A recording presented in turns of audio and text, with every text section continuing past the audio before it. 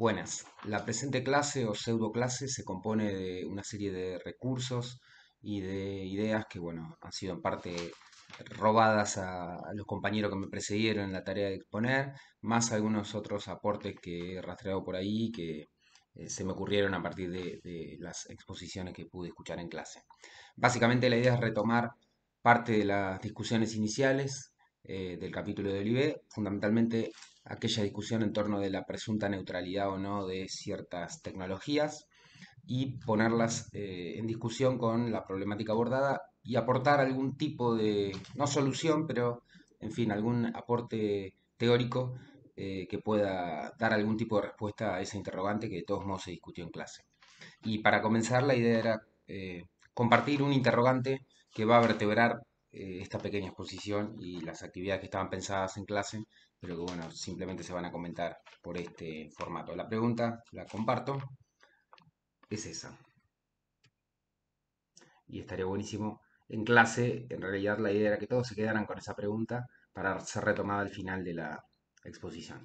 Bien, una vez elaborada esa pregunta, yo tomé el capítulo 5 que habla de la evaluación de las tecnologías y habla de racionalidad y de problemas éticos y me interesaba en primer lugar hablar de la evaluación tal como se plantea en ese capítulo y de las dificultades que la evaluación de los sistemas técnicos implica.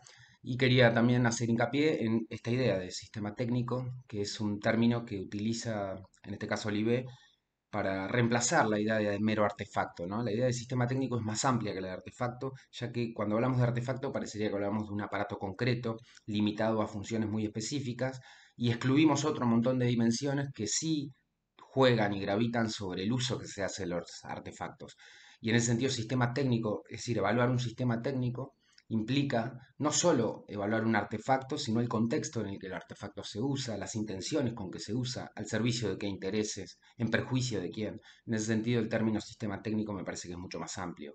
Y por eso nosotros hablamos de evaluación de sistemas técnicos y no de artefactos específicamente. En ese sentido, en el capítulo se habla de que hay una evaluación que puede ser interna y una evaluación externa.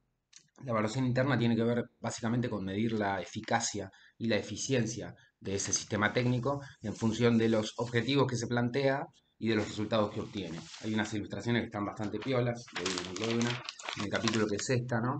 En donde, por ejemplo, aquí lo que se ve es cuál es el objetivo y cuáles son los resultados. Esto sería claramente, sería un sistema, digamos, ineficiente en este caso, eh, porque fíjense que el objetivo es alcanzado por los resultados, ya que está contemplado, pero se obtienen un montón de resultados indeseados, o sea que sería un ejemplo de ineficiencia.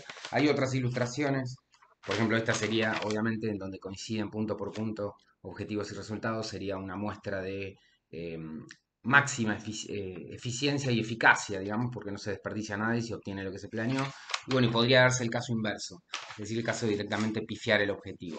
Pero eso tiene que ver con la evaluación interna. Y después hay una evaluación externa que es multidimensional y que es realmente la difícil de abordar. Y es difícil porque debe juzgarse el impacto, por ejemplo, social que puede tener un sistema técnico, es decir, el funcionamiento de un sistema técnico, pero al mismo tiempo hay que evaluar quiénes pudieron resultar dañados. En todo caso, para ver si los objetivos se cumplieron, hay que ver qué intereses se están privilegiando, es decir, los objetivos de quiénes, es decir, quiénes son los que en todo caso están capacitados para poder decir que en el plano externo un sistema técnico fue eficiente. Lo que podría ser eficiente para unos podría no serlo para otros.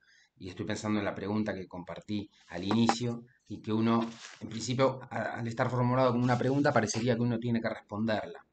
En ese sentido hay un gran problema que en el capítulo de Olivet se resume con la siguiente ilustración, que es la idea de que no existe un ojo de Dios para poder evaluar de manera integral y aparentemente objetiva todo el funcionamiento del sistema técnico en lo que hace a su impacto social, ¿no? A diferencia de la evaluación interna, que a veces por ser más técnica y cuantitativa parecería más describible, en este caso, la evaluación externa presenta numerosas dificultades.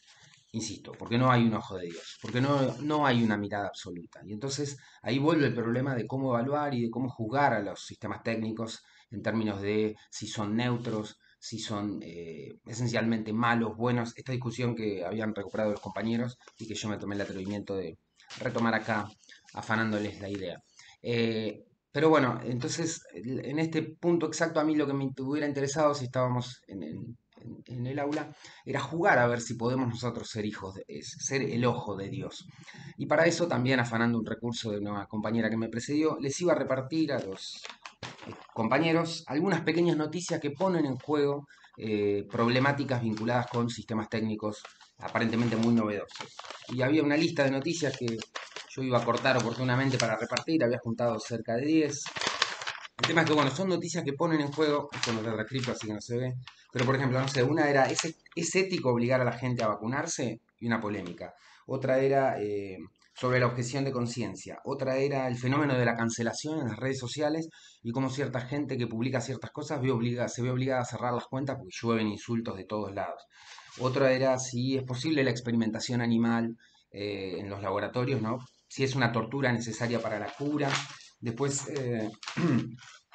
alimentos transgénicos, si son un veneno o una panacea, eutanasia, bueno, problemas que tienen que ver con uso de nuevas tecnologías o de algunas tecnologías un poco más viejas, pero que presentan conflictos éticos. Y entonces esos conflictos éticos van de la mano de los intereses de quienes están discutiendo. Lo que puede ser resultar bueno para uno puede no resultar bueno para otro. Y eso porque los intereses que uno y otro tienen pueden ser muy distintos. Entonces, claro, ahí se presenta el dilema de, bueno, la división del átomo es algo bueno o es algo malo. Si uno piensa en la bomba atómica y en los muertos en Hiroshima, quizá esté inclinado a pensar que es algo malo.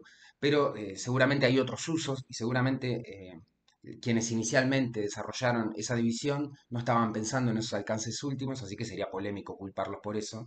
No digo ni que se deba culparlos ni que no deba hacérselos, pero digo, es una discusión en todo caso por dar.